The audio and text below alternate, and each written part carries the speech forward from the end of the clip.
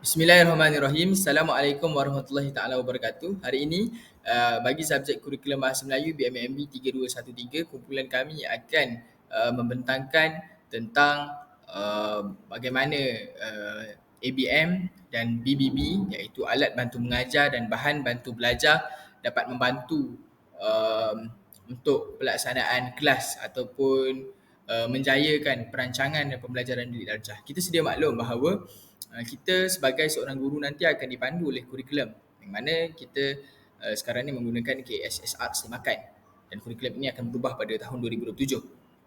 Dan kita sedia maklum bahawa kurikulum ini dipandu oleh DSKP, dan kita perlu memilih standard pembelajaran dan standard kandungan. Itu perkara yang perlu dicapai dalam kita punya pembelajaran. Jadi maka dari itu, untuk mencapai standard kandungan dan standard pembelajaran itu, guru-guru ini memerlukan bahan bantu, dan bahan bantu inilah yang akan memastikan pembelajaran pada itu berjaya. Jadi kumpulan kami terdiri dari 3 orang, saya Muhammad Azim Hakimi bin Muhammad Mazdi, kemudian rakan saya Muhammad Faris Hazwan bin Ridauddin, dan Wan Muhammad Alif Firdaus bin Wan Muhammad Al-Aman. Jadi kami dari kelas PM1, Faris merupakan orang Pasir Tumbuh dan Alif Firdaus merupakan orang Pasir Putih, Kelantan. Saya merupakan dari Langkuni. Jadi kami bertiga ini kami akan menceritakan secara terperinci bagaimana tentang perjalanan kelas kami, apa standard pembelajaran yang dipilih, dan apa kebaikannya, apa kekurangannya, macam mana nak guna aplikasi yang dipilih. Dan kami memfokuskan kepada bahan yang bersifat digital. Okey, seterusnya kita beralih kepada bahan bantu mengajar iaitu BBM dan bahan bantu belajar BBB. Bahan bantu mengajar BBM atau alat bantuan mengajar ABM merupakan segala atau suatu kelengkapan yang digunakan oleh guru atau murid untuk membantunya dalam menyampaikan pengajaran di bilik darjah menurut pendapat Brown J.W. tahun 1983. Manakala, bahan bantu belajar pula adalah bagi memudahkan para pelajar memahami isi pengajaran.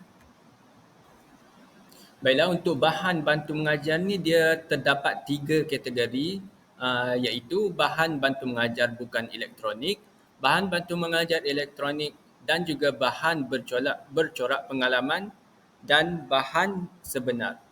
Okey, bahan bantu belajar bukan elektronik ini contoh dia seperti buku teks, papan pameran, gambar, carta, grafik, papan pengajaran, model dan sebagainya. Selain itu, bahan bantu mengajar elektronik pula merupakan bahan bantu mengajar yang menggunakan teknologi elektronik.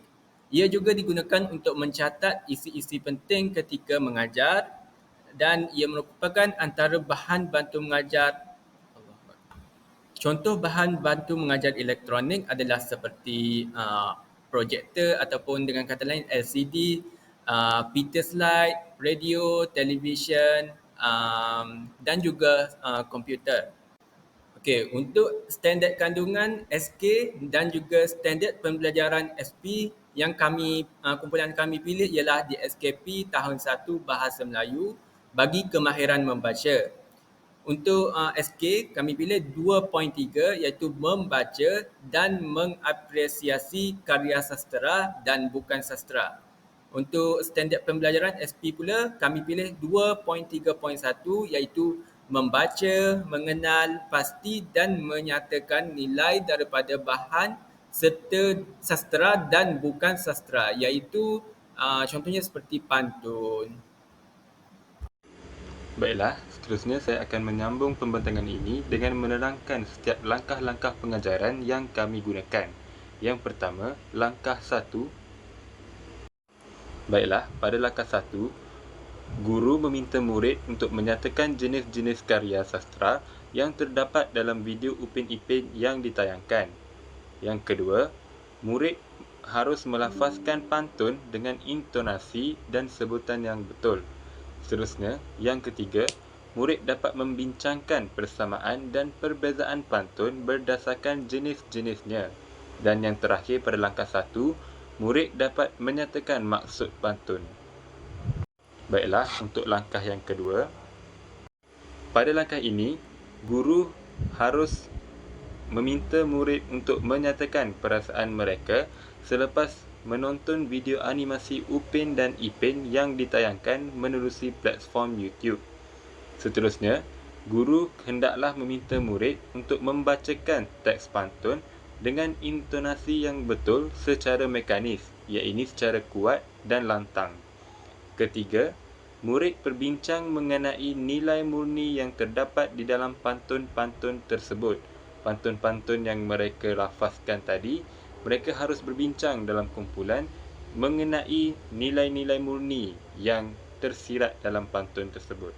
Dan yang terakhir pada langkah ini, murid hendaklah menyatakan nilai-nilai yang terdapat dalam pantun. Langkah yang seterusnya ialah langkah 3.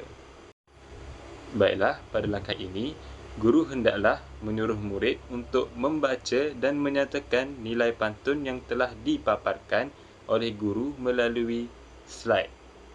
Dan yang kedua, murid hendaklah menjawab soalan melalui aplikasi Quizizz.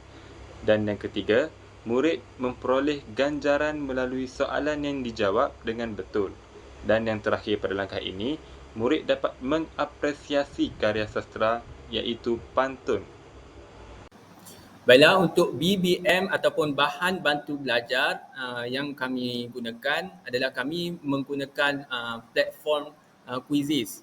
Okey, apa itu Quizizz? Quizizz adalah salah satu aplikasi web 2.0 yang menarik untuk diguna pakai dalam pendidikan. Ia dianggap mampu menggantikan cara lama kuis yang hanya melibatkan kertas dan pen yang dilihat sebagai membosankan. Dengan kata lain, Quizizz ni kita boleh gunakan dia sebagai satu inovasi dalam membuat peperiksaan. Ketika melakukan peperiksaan ataupun kita nak test murid-murid kita. Okey.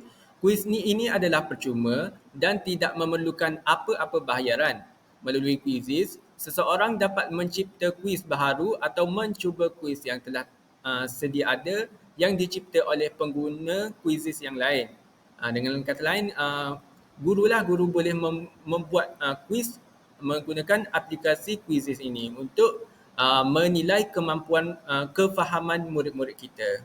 Dan juga guru terutamanya boleh memilih sama ada kuis yang akan dilaksanakan dibuat secara langsung ataupun live ataupun sebagai kerja rumah. Okey, antara kelebihan Quizizz ni, ia merupakan pembelajaran bersifat interaktif dan menarik dengan adanya avatar, leaderboard, tema, muzik dan sebagainya. Quizizz ni juga guru boleh buat kuis dengan pantas dan mudah tanpa ambil masa yang terlalu lama. Ia juga membolehkan guru menyediakan data dan laporan terhadap penguasaan pelajar dengan terperinci. Ia juga boleh dimainkan menggunakan komputer, tablet ataupun telefon pintar. Pelajar juga tidak perlu mendaftar akaun untuk menjawab kuis. Kuis boleh disediakan sendiri dan berkongsi dengan sesiapa sahaja. Dengan kata lain, aplikasi Quizizz ni dia memudahkanlah guru-guru ataupun pelajar untuk menilai ataupun untuk menilai murid kita lah, untuk menilai pelajar ni. Okey.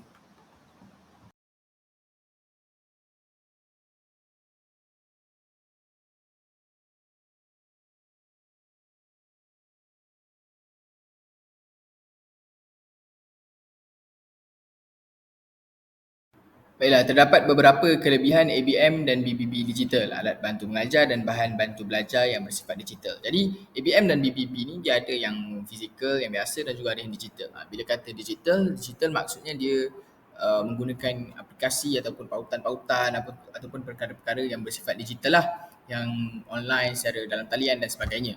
Baik, jadi ada beberapa kelebihan bila kita guru ini menggunakan ABM dan BBB digital.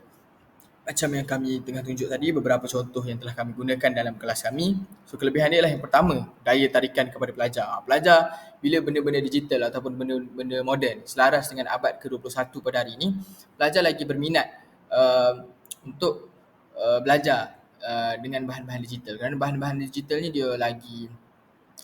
kita boleh pelbagaikan dia punya design, kita boleh pelbagaikan dia punya corak, kita boleh pelbagaikan ada muzik dan sebagainya. Jadi dia memberi daya tarikan dan membuatkan pelajar tertarik. Yang kedua, pembelajaran moden dan memudahkan. Apabila bahan digital ni, kita tak perlu susah-susah nak usung masuk dalam kelas dan sebagainya. Hanya sekadar mungkin boleh papar dan benda tu memudahkan guru dan mengurangkan kos. Yang mana dan ini selaras dengan abad ke-21. Ini menekankan tentang pembelajaran yang moden, iaitu pembelajaran masa hadapan, future education ataupun pembelajaran masa kini. Pembelajaran digital ni memudahkan para guru, khususnya tak perlu cari ruang dan sebagainya, hanya memerlukan beberapa kemudahan dan guru dapat mengaplikasikannya di dalam kelas. Pembelajaran ini juga dapat memudahkan murid untuk menggunakannya. Maksudnya sebab bahan-bahan ni tak perlukan benda-benda teknikal yang tinggi. So murid hanya perlu ikut saja arahan guru. Yang ketiga, pembelajaran berimpak tinggi. Macam yang saya sebut di 1 dan 2, ABM dan BBB digital ni dia lebih bersifat pelbagai. Jadi dia boleh memberikan impak, suasana, situasi yang sangat-sangat baik kepada murid kita pada hari ini. Jadi sesuatu pembelajaran tu, sesuatu tajuk yang dibawa itu dapat difahami dengan lebih tinggi, dapat dibawa dengan lebih berkesan, pembelajaran yang lebih bermakna. Namun terdapat juga beberapa kekurangan ABM dan BBB digital ini. Yang pertama, capaian internet kurang memuaskan. Jadi mengikut statistik dan data, sebenarnya kita di Malaysia kita masih ada lagi beberapa kawasan yang mana capaian internet mereka masih lagi dalam kurang memuaskan. Kalau di Semenanjung mungkin kita ada di kawasan pedalaman dan sebagainya. Kalau di Sabah Sarawak tu hampir kebanyakan tempat itu mempunyai capaian internet yang kurang memuaskan. Ini kerana bahan bantu digital, bahan bantu mengajar digital ini mereka sangat bergantung kepada internet untuk kepada pelantar-pelantar ataupun laman sesawang yang tertentu. Yang kedua, pengetahuan dan kemahiran pelajar. Pelajar-pelajar ini masih belum didedahkan secara maksimum tentang macam mana nak menggunakan dan sebagainya. Sebab tu guru-guru perlu memandu satu-satu dari segi penggunaan perantinya dan sebagainya. Jadi ini agak menjejaskanlah perjalanan kelas tersebut. Yang ketiga, fasiliti dan kemudahan infrastruktur. Kita masih banyak lagi sekolah-sekolah yang daif yang mempunyai kekurangan fasiliti dari segi komputer, wifi dan sebagainya. Jadi ini menyukarkan para guru lah untuk paparan, projektor, layar dan sebagainya. Jadi guru-guru agak terhad di situ untuk memanfaatkan fasiliti dan kemudahan infrastruktur yang ada pada hari ini. Jadi ini antara kekurangan-kekurangan yang mungkin boleh mengakibatkan pembelajaran di dalam kelas itu agak terjejas, dan ini mungkin membuatkan tak semua orang dapat melaksanakan ataupun menggunakan manfaat ABM dan BBB digital ini. Kesimpulannya, pembelajaran digital perlu diperkasakan seiring dengan zaman. Guru perlu memanfaatkan peranti dan penggunaan digital pada masa kini. Pembelajaran digital ataupun penggunaan alat bantu, bahan bantu belajar yang digital ini perlu diperkasakan. Maksudnya semua pihak, kerajaan, guru apa semua kena ni. Guru kena perkasakan dan kemahiran diri, dan seiring dengan itu kerajaan pula perlu menambah baik dari segi infrastruktur dan kemudahan. Barulah semua ni dapat berjalan dengan lancar. Jadi bila peranti dah tersedia, guru pula kena manfaatkan.